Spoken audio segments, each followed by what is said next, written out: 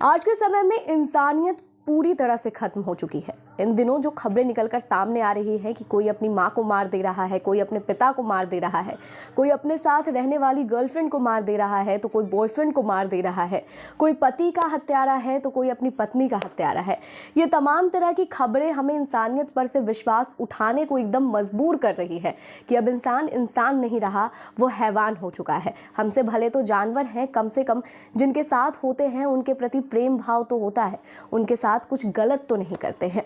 ये तमाम चीज़ें मैं क्यों कह रही हूँ, इसके बारे में आपको इस कहानी में सुनने के बाद पता चल जाएगा। आप जब इस कहानी को सुनेंगे तो आप एक बार इंसानियत के विषय में ज़रूर सोचेंगे कि आज के समय में लोगों को हो क्या गया है, कोई किसी का सगा है क्यों नहीं। दरअसल ये कहानी है 2018 की। 28 सितंबर 2018 गाजियाबाद में रहने वाला चंद्रशेखर अचानक से अपने घर से ही गायब हो जाता है। बीवी और बच्ची के साथ गाजियाबाद में चंद्रशेखर रहता है, लेकिन बीवी बच्ची सही सलामत होते हैं। बच्ची के शरीर पर या बीवी के शरीर पर कोई भी रेत तक का निशान नहीं होता है, लेकिन चंद्रशेखर घर से गायब होता है। ऐसे में पुलिस तक कंप्लेन पहुंचती है। पुलिस लगातार ढूंढने की कोशिश भी करती है, लेकिन कुछ दिन के बाद मामला शांत पड़ जाता है। ना घर से कोई आता है दबिश बनाने और ना ही पुलिस ढूंढती है, क्योंकि पुलिस जानती है कि कुछ लोग वापस से लौटकर चले भी आते हैं और उस बारे में घर वाले कभी भी सूचना देने नहीं आते। हम पागलों की तरह ढूंढते रहते हैं। और वैसे कितने मिसिंग रिपोर्ट्स होते हैं पुलिस स्टेशन में पड़े हुए। अगर हर किसी को पुलिस ढूंढती रही तो फिर हमारी पुलिस उम्दा पुलिसों में गिनी जाएगी। पता ही है हमारे देश में कानून की क्या स्थिति है। इसी तरह से इस मामले को पुलिस उस समय भूल जाती है, लेकिन इन दिनों जिस तरह से हत्या का मामला बढ़ रहा है, जिस तरह से प्रेमी प्रेमिकाओं का जो चलन शुरू हुआ है, कोई किसी का मर्डर कर दे रहा है प्यार में, कोई पति को मौत के घाट उतार दे रहा है, तो कोई किसी और के साथ अफेयर में आके अपनी पत्नी को मौत के घाट उतार दे रहा है, तो इन दिनों उत्तर प्रदेश पुलिस काफ़ी एक्शन में आ गई है और फिर से एक बार चंद्रशेखर को ढूंढने का जो सर्च वारंट है फिर से पुलिस निकाल देती है और फिर से चंद्रशेखर को ढूंढा जाने लगता है। ऐसे कई मामलों पर फिर से पुलिस दबिश बनाना शुरू कर चुकी है, केस पर काम कर रही है और अलग अलग टीम्स बनाकर उनको केसेस सौंप दिए गए हैं। जो केसेस पुराने थे, कहीं ना कहीं उस पर धूल जम रही थी, अब उन धूलों को झाड़ा जा रहा था।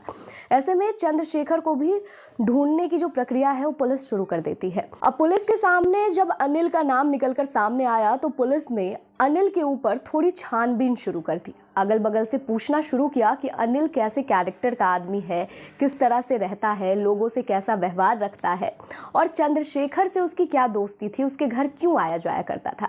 ऐसे में लोगों ने बताया कि हाँ, अनिल चंद्रशेखर के घर तो काफ़ी ज़्यादा आया जाया करता था और कुछ गड़बड़ भी है चंद्रशेखर की बीबी और अनिल के बीच में। क्योंकि चंद्रशेखर जब घर में नहीं रहता था तभी अनिल उसके घर आया जाया करता था। अनिल ऐसे चंद्रशेखर से मिलने कभी नहीं जाता था।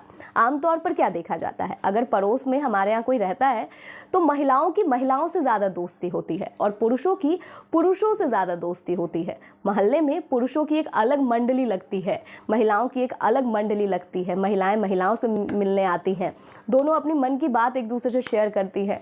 पुरुष मिलते हैं तो अपने मन की बात एक दूसरे से शेयर करते हैं। लेकिन यहाँ पर ऐसा नहीं था। यहाँ पुरुषों में मेल मिलाप नहीं चल रहा था, बल्कि चंद्रशेखर के घर से निकल जाने के बाद अनिल जाता था और बीबी से मिलने का काम करता था। अब ये बात जब पुलिस को खटकी तो पुलिस ने अनिल को उठा लिया। अनिल को लेकर पुलिस स्टेशन गए और पूछताछ के लिए अनिल से तरह तरह की बातें पूछी। हर तरह से अनिल को अपनी बातों में पुलिस ने बरगलाने की कोशिश की कि हम सब जानते हैं, तुम चंद्रशेखर के रहने पर नहीं जाते थे, तुम उसकी बीबी से मिलने जाते थे, तुम्हारा उसकी बीबी से चक्कर चल रहा है, फलाना हो रहा है, ठिकाना हो रहा है, इसी चक्कर में तुमने चंद्रशेखर को गायब कर दिया। जब पुलिस ने इस तरह से दबाव बनाना शुरू किया तो फिर अनिल टूट गया। अनिल को लगा कि अगर वो सच्चाई बता देगा तो वो बच जाएगा, इसीलिए फिर अनिल ने सच्चाई बता दी और उसने बताया कि उसका काफ़ी लंबे समय से चंद्रशेखर की बीवी के साथ अफेयर है। 2017 से ही दोनों एक दूसरे के संपर्क में आए हुए हैं और दोनों का जो प्यार था वो परवान चढ़ता जा रहा था। अब जब प्यार परवान चढ़ रहा था तो ये चीज़ रास नहीं आ रही थी चंद्रशेखर को। स्वाभाविक सी बात है कि वो उसका पति था और उसे ये तमाम चीज़ें नहीं अच्छी लगती। अब वो किसी और को कुछ नहीं कह सकता था, इसीलिए वो अपनी पत्नी पर ही दबिश बनाता था, अपनी पत्नी को ही डांटता था, मारता था, पीटता था, शराब पीकर आता था, घर में तमाशा करता था। और इन चीज़ों से अब चंद्रशेखर की जो बीवी थी वो भी परेशान हो चुकी थी। वो अपने प्रेमी के साथ रहने के सपने संजो रही थी, वो अपने प्रेमी के साथ रहना चाहती थी। ऐसे में 28 सितंबर 2018 को दोनों ने प्लानिंग किया कि इसे ख़त्म करना है, इसे अपने रास्ते से हटाना है, क्योंकि ये हमारे रास्ते का बस एक कंकड़ नहीं बल्कि बहुत बड़ा पत्थर है। अगर ये रहेगा तो हम लोग कभी एक नहीं हो पाएंगे, हम लोग कभी साथ नहीं आ पाएंगे। और इसीलिए अब इसे हटाने के लिए हमें कुछ बड़ा कदम उठाना पड़ेगा, एक ऐसा कदम जिसमें हम फंसे भी ना और इसका ठिकाना भी लग जाए। जिसके बाद अनिल ने अपने घर पर 6 फीट का गड्ढा खोदा। जी हाँ, 6 फीट का गड्ढा खोदा अनिल ने अपने घर पर। और फिर 28 सितंबर 2018 की रात वो लौट कर आता है अपनी प्रेमिका के घर। जब शराब के नशे में धुत होकर चंद्रशेखर सो रहा था, तभी गोली मारकर उसकी हत्या कर दी। और इस हत्या को अंजाम अनिल ने दिया। और उसके साथ साथ चंद्रशेखर की बीवी वहीं पर खड़े होकर उसे कह रही थी कि तुम ऐसे करो, वैसे करो, इस तरह से करो तो किसी को पता नहीं चलेगा।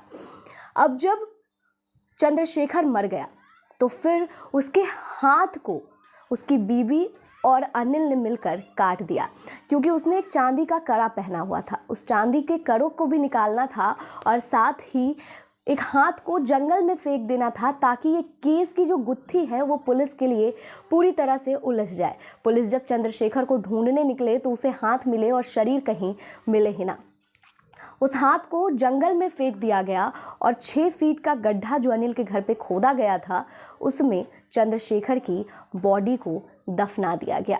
जब ये कहानी अनिल ने सुनाई तो उसके बाद चंद्रशेखर की बीवी को तो गिरफ्तार किया ही गया, अनिल के घर जाकर उस गड्ढे को खनकर पुलिस ने चंद्रशेखर की लाश निकाली।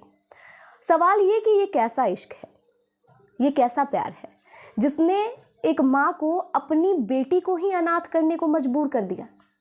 अपने शौक में, अपने मौज में एक माँ इतनी पागल हो गई कि उसने अपनी बच्ची को अनाथ कर दिया, उसके सिर पर से पिता का हाथ हटा दिया और उसे पता भी नहीं चला कि वो गलत कर रही है, अपने साथ गलत कर रही है। ये नहीं सोचती तो कम से कम ये सोचती कि वो अपनी एक छोटी सी बच्ची के साथ गलत कर रही है। इसलिए मैंने शुरू में ही कहा था कि इन दिनों इंसानियत कहीं हवा खाने ही निकल चुकी है। इंसान बस एक मूर्त है जो कि इंसानियत के बगैर है। इस रिपोर्ट में इतना ही। अगर आपको वीडियो अच्छी लगी हो तो इस वीडियो को लाइक करें, शेयर करें, कमेंट करें। साथ में चैनल न्यूज़ ब्रेक को सब्सक्राइब करना ना भूलें। धन्यवाद।